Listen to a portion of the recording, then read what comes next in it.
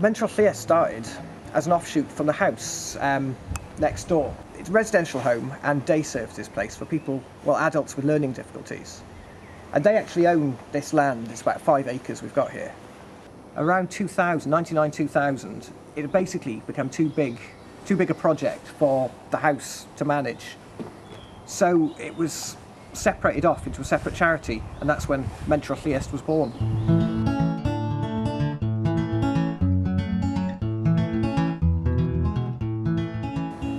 It was working with people with learning difficulties and various other sort of disadvantages, and providing accredited courses in horticulture, sort of land-based skills.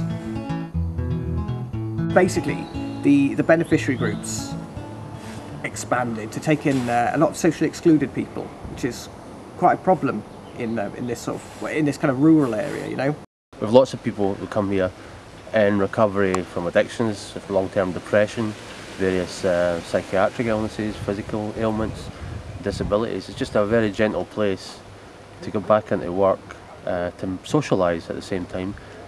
Some people come up here and they might spend the day working with other people, or they might spend the day working on their own, just to have some peace and quiet and get away from town.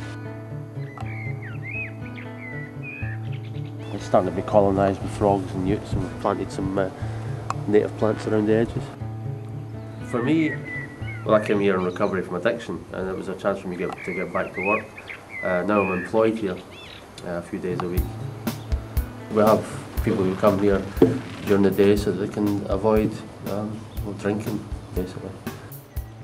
I'd known about this place for years, and but last year it's been keeping me sober. If someone's been isolated, then getting them to come back and mix with people. Take on tasks that aren't too strenuous at first, you know, and achievable objects, and then move on from there. A lot of friendships have started here as well, which have carried on the outside. We're trying to open it up to all people, not just to one sector of the community. So it's effectively a community garden, but for all the community, not just for certain aspects of it. We offer pick your own strawberries for able-bodied people, so we thought we'd offer pick your own strawberries for disabled people.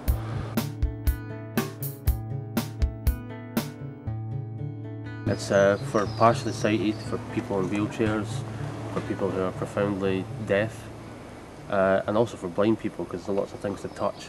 And if you're only focused on what you're touching and close your eyes, then you can feel it, just everything feels different. But also for mobility, for changing direction, for seeing insects come past you to pollinate a flower, so people are always moving and experiencing new things with all their senses. We've been here, as I said, for years, but it's still a battle just to let people know we're here. But yeah, so everything you see here is sold to try and raise more money for the charity, as well as selling it on site.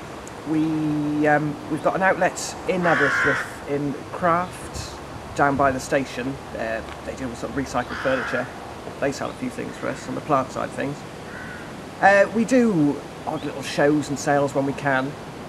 And on the produce side, with the veg, fruit and veg, again, as much as we can, we try and sell here, just because that brings people up to the site, you know. People come and sit and have lunch here and get away from town. We sell produce to the local community. Our shop is open during the week, so we have people come and buy salads, etc., which we provide all year round. Well, this is our heated greenhouse. At the moment, it's full of bedding and various things that will be for sale shortly when the weather warms up. I can't put this stuff outside yet. And then it's also a display greenhouse for succulents, cacti, etc. during the summer. And I'm harvesting for an order today. A pizza casserole, six lettuce and some mixed salad. So I've got a couple of lettuce, 2 and need another 4. And they like urgent varieties. Give them one of these. 3. Kenny does propagation courses on Saturdays. He does courses and you can come up and volunteer. So depend a lot on volunteers up here, you know, but volunteers are volunteers, you know, they don't have to come up. We're busier than ever with people wanting to access the site, beneficiaries wanting to come up, school groups, all sorts of organisations want to refer people to us. But the goalposts for the next round of European funding have changed, basically. So we haven't had one, sort of large central pot of funding.